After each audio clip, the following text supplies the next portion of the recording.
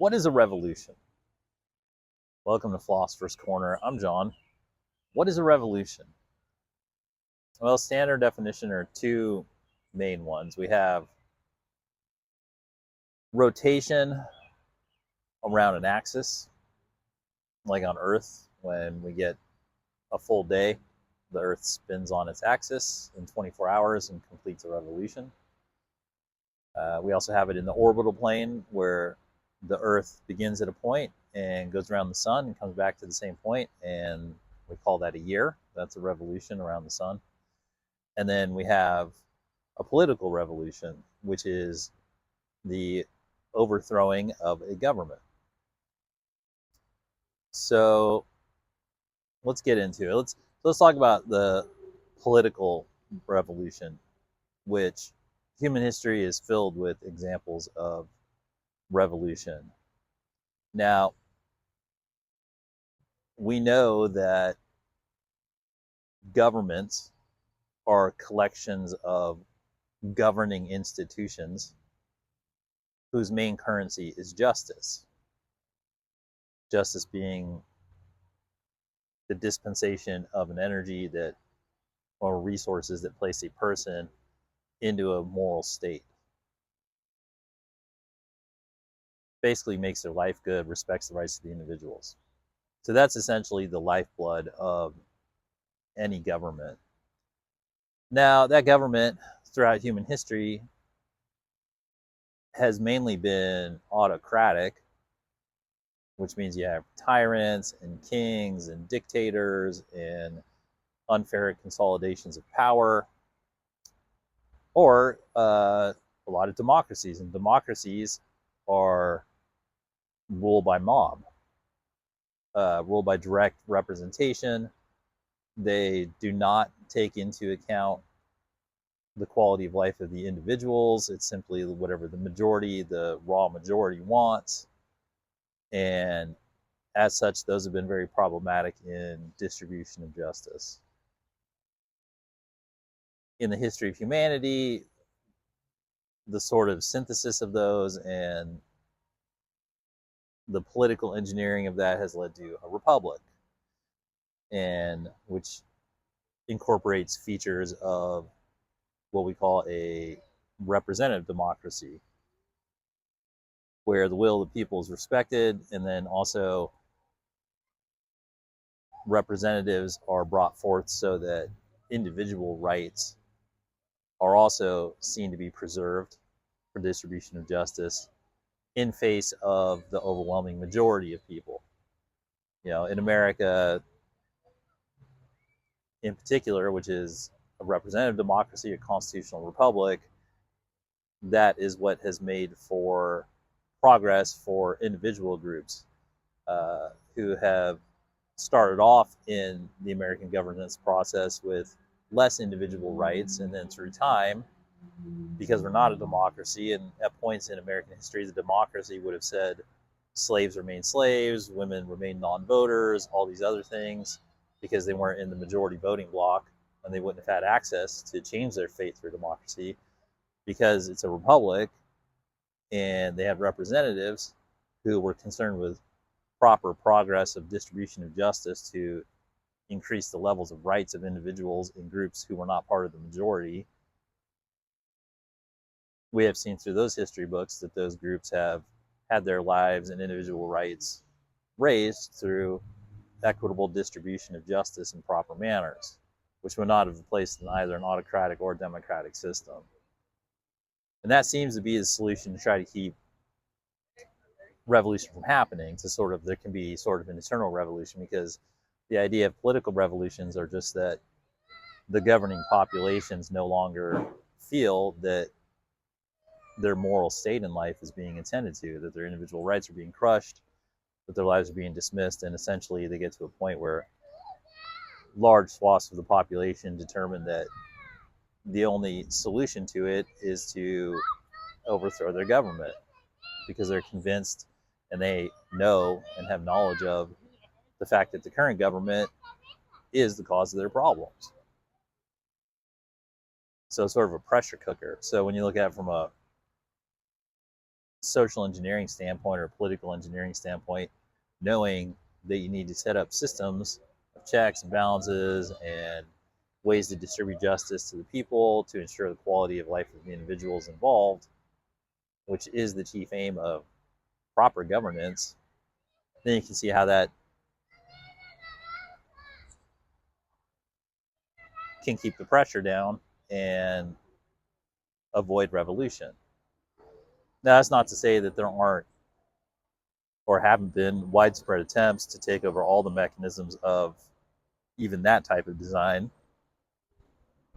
in order to effect a total control, either to an autocratic side where all the power's in the hands of a few, or into a democracy where all the power is at the hands of the majority, mob rule, but still being ran by a handful of people still controlling that mob, but essentially subjugating large parts of the population on either way you look at it. And so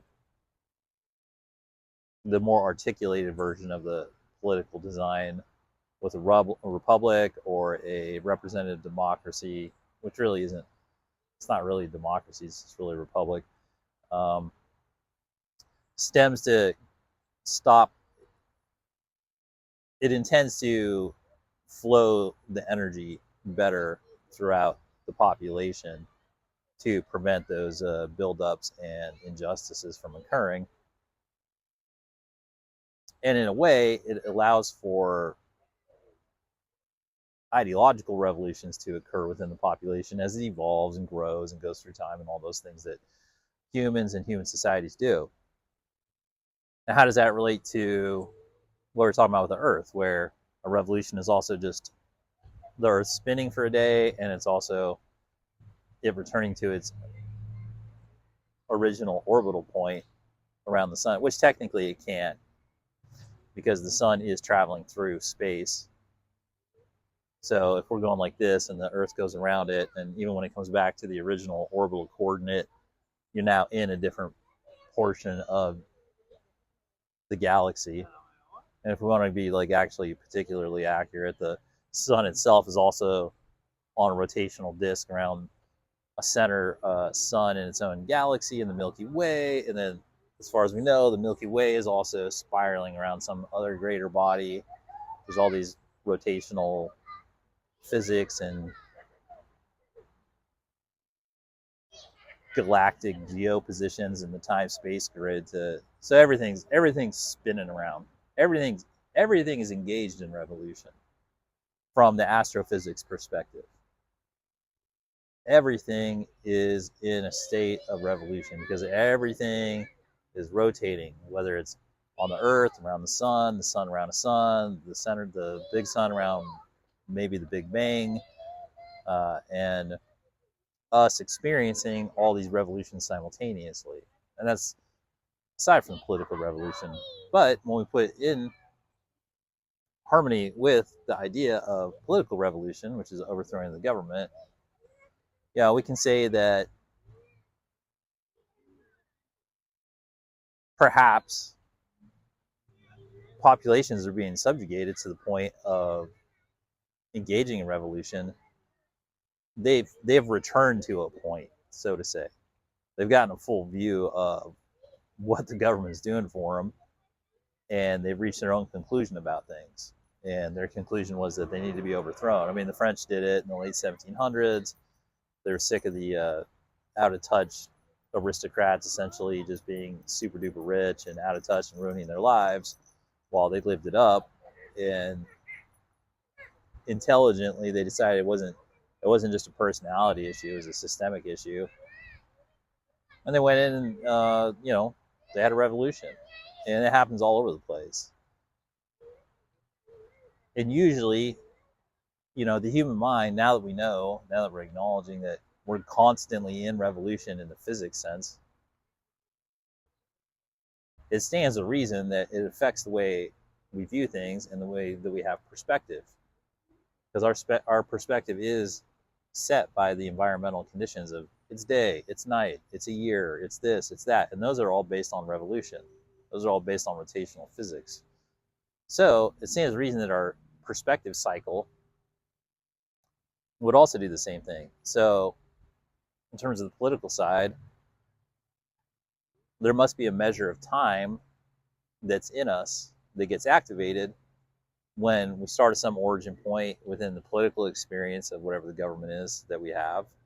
And then it goes a full rotation. It's tough to say what that is. It could be an economic cycle, it could be a year, it could be whatever. But when we look back at these societies that have engaged in revolution, and basically population needs to be driven to it. They rarely happen when people are feeling good. There's not a lot of, I don't know if there are any historical moments where the population was enjoying their life and individuals were being treated right and then engaged in revolution. I'm not aware of them. So it seems that people have to be driven over the edge in mass, and they all have to arrive at a same point.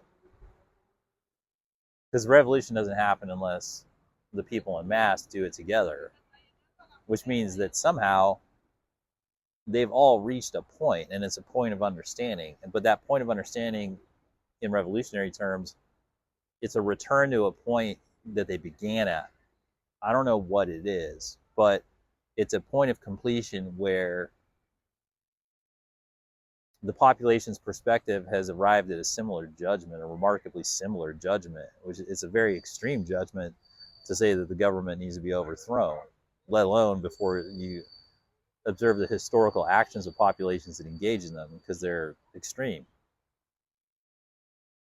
But really the fascinating phenomenon is that in terms of the consciousness, they've all arrived at that moment together somehow, which means they all started at some point, because there's a completion aspect to it. There's a finality where that's it.